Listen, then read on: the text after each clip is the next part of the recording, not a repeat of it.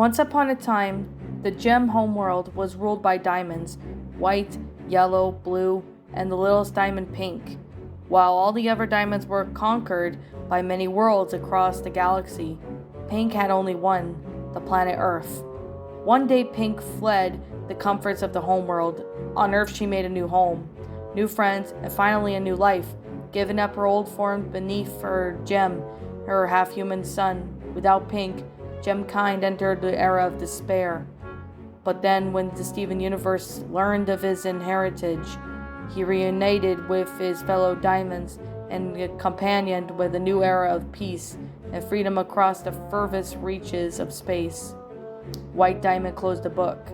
And now, dear gems everywhere, I am pleased to announce that Steven is ready to take on his rightful place on the Pink Diamond's throne.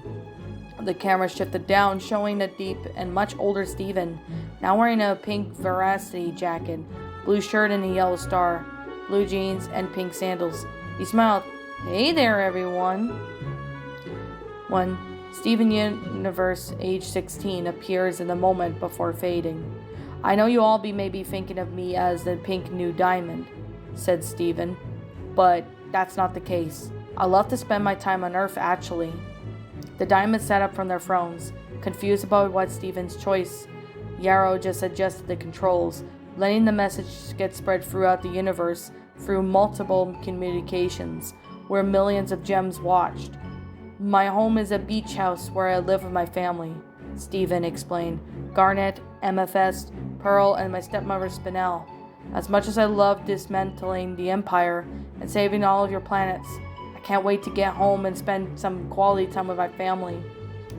White Diamond was baffled, quickly looking off-screen annoyed. "Cut the feed.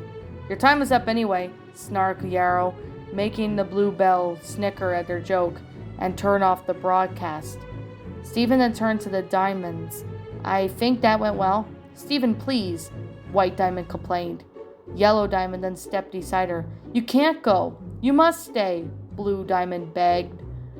"You're all what we have left of Pink." White Diamond then crouched down, shaking the room. "Steven, you belong here with us."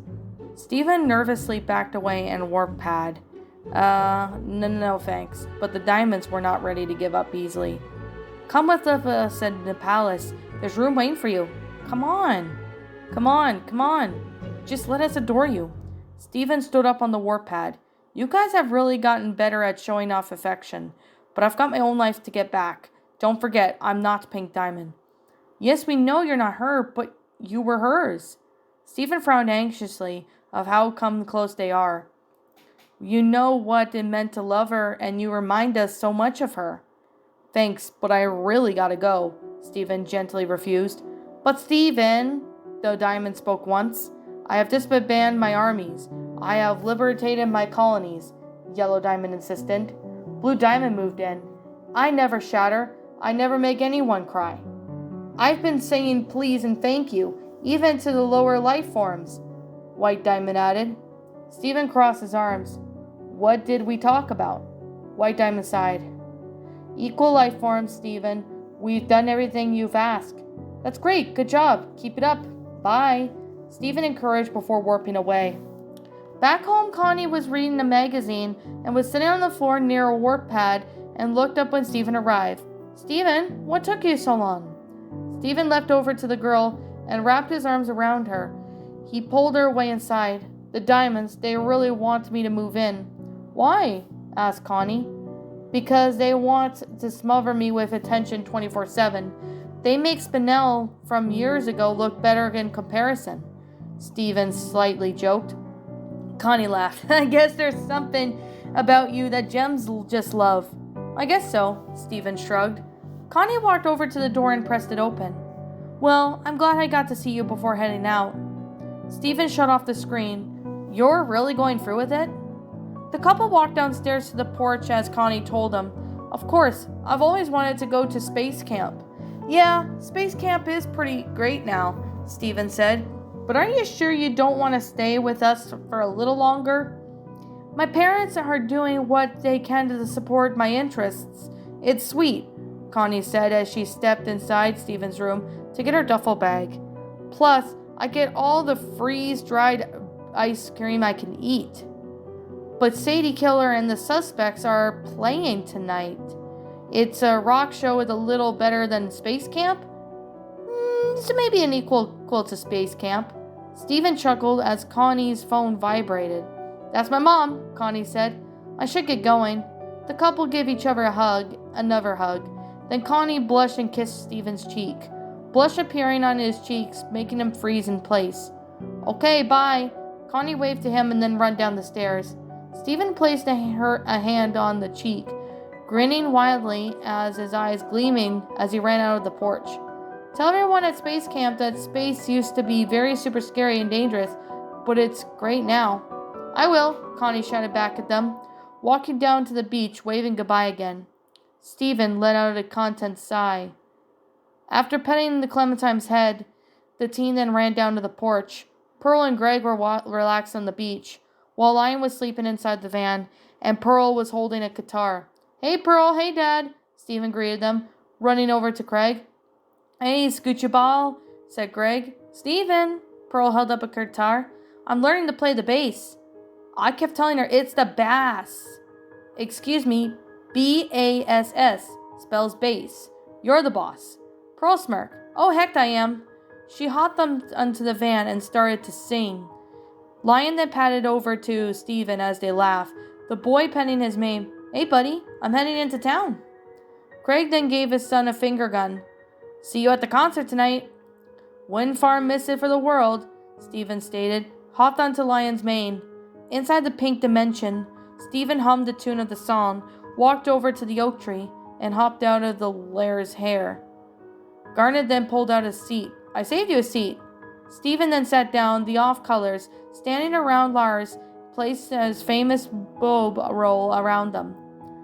Thanks, Garnet, Stephen smiled to his misfit gems. Hey, what did I miss? You were just in time for one of my favorite part of the story. Let me save this, Stephen bubbled as his ob roll then sent away. Any ideas where Mom could be? Very likely at her new flower shop, replied Garnet, knowing very well who he meant. I bet she would love you to visit. Of course. Stephen nodded and ran off. At the flower shop, a heaven made of petals, Spinel stepped outside with a watering can and sprayed and hung a pot of mayflowers. And near the door, her expression reading nothing but a satisfaction. Hey, Spinelli, Stephen happily greeted, running back towards the pink gem. Spinel had stopped watering her mayflowers, smiling at the sound of Stephen's voice. She placed the watering can down and embraced her son in a bear hug. Hey, sweetheart. She then pulled away, still holding his hands. What you up to? Just stopping by to say hi to my favorite mom, Stephen replied happily, and they both laughed in joy. Oh, Stevie, Spinel then wiped a small tear from her laughter. I never thought my life would come to this, but I'm so glad it did. After another hug at the end of their song verse, Stephen pulled away. Say, do you know where Amethyst could be? Probably a little homeworld, hanging out with the others, Spinel answered, brimming a smile. Take the warp. I hear them making another one. She then kissed the forehead before he ran off to the warp. Stephen warped and was about to walk off the pad until Amethyst's whip wrapped around him. It pulled him towards it before he could even fall. Whoa, careful, dude. Stephen and Amethyst then pointed finger guns. Pew pew! And performed a little handshake, finishing off with a 1, 2, 3 hup. Stephen then kept holding Amethyst's hand. Thanks, Amethyst. Yelping from the snake, Stephen and Amethyst then held onto the rope tied around the warp, and as it pulled up showing Bismuth and Jasper working on the lever of the crane, Lapis was sitting on the edge of the platform. Stephen, you're just in time, Bismuth called out to them. We're just about to install the new warp. Amethyst then gave the old orange gem a thumbs up. You're doing great, sis. Jasper only responded with a thumbs up of her own as Peridot floated up onto the trash can lid, her fingers pulling up off screen. At this rate, little homeworld is 16.3% away from completion.